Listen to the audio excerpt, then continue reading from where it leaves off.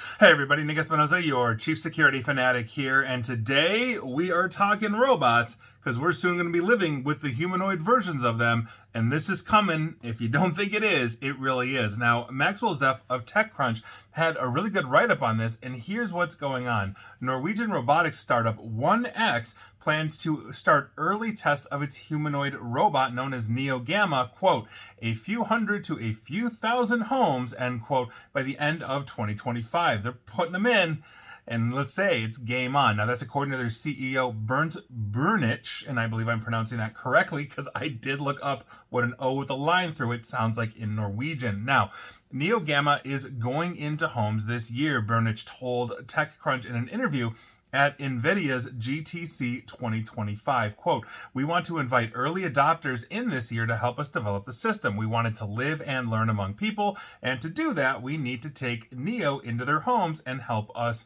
teach it how to behave, end quote. So in other words, you get to teach the robot. Hopefully it doesn't go Terminator on you accidentally. Now, in recent months, the hype around humanoid robots basically is growing and growing and growing and growing. So another one, Figure, which is here in the United States in the Bay Area, basically they're a competitor to 1X, and they've got a pretty active social media presence on this, also announced in February that they would begin home tests of their humanoid robots as well in 2025. And then weeks later, Bloomberg reported that Figure was in talks to basically have a fundraise of $1.5 billion with a staggering $40 billion valuation. And mind you, this is early on in humanoid robots in this sense, so that's pretty big. Now, OpenAI, for the record, does invest in 1X out of Norway, and they're also reportedly exploring building their own humanoid robots. Remember, they have a large language model. You could stick ChatGPT in that thing and have it walk around your house. Lying to you? I don't know. Whatever. Anyway, but putting heavy metal robots into people's homes basically raises the stakes for this industry, because it's not unlike autonomous vehicle startups that are putting robotaxis on the road.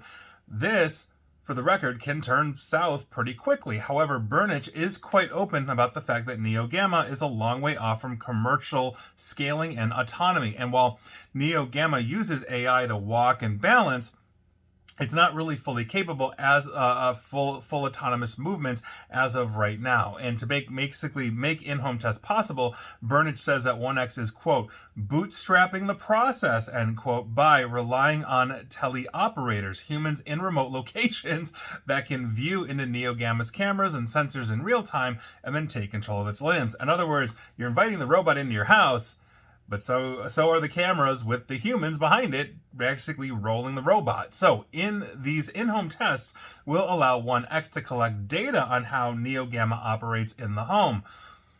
I'm curious to see where the autonomy and the user intervention on the 1X side is basically, gonna start and stop here. Now, early adopters will create a large valuable data set that 1X can then use to train in-house AI models and then upgrade, obviously, future versions or the Neo Gamma's capabilities itself. So while it's backed by OpenAI, Burnich says that 1X trains its core AI technology in-house. They're not using OpenAI's LLMs, and the company also occasionally co-trains AI models with partners, including OpenAI and NVIDIA. So, during a demo at GTC, 1X showcased Neo Gamma's abilities to do some basic tasks in a living room. You can go watch the video of the robot, vacuuming, like that kind of thing. And so it didn't just vacuum, it watered plants, it walked around the room without bumping into people or furnitures.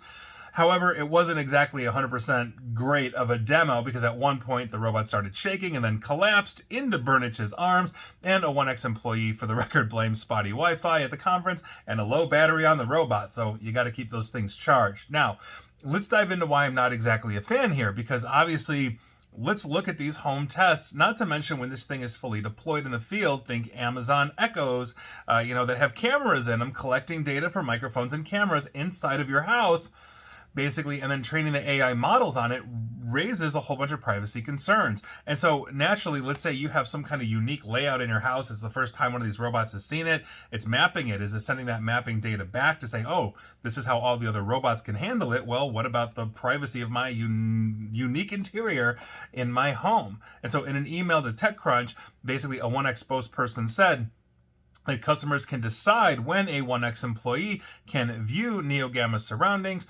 whether for auditing or teleoperation. So in other words, you can just flip a switch and turn it off and let this thing go completely autonomous, in which case, what's the point of them observing it live? So I'm very curious to see how this goes, but obviously the privacy implications of putting robots in our home where the cameras are going back to the cloud and whoever owns the cloud potentially has access is always a concern, not to mention the fact that these things are going to be expensive, et cetera, et cetera.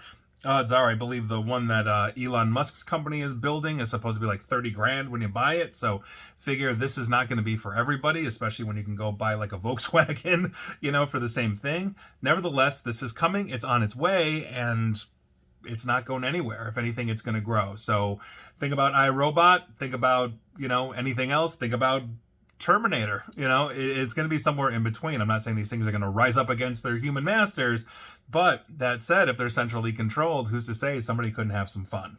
And please like, share, follow me here on Facebook and Twitter at NickAESP, and please feel free to subscribe to me at YouTube as well. And as always, stay safe, stay online, and please attempt to stay private.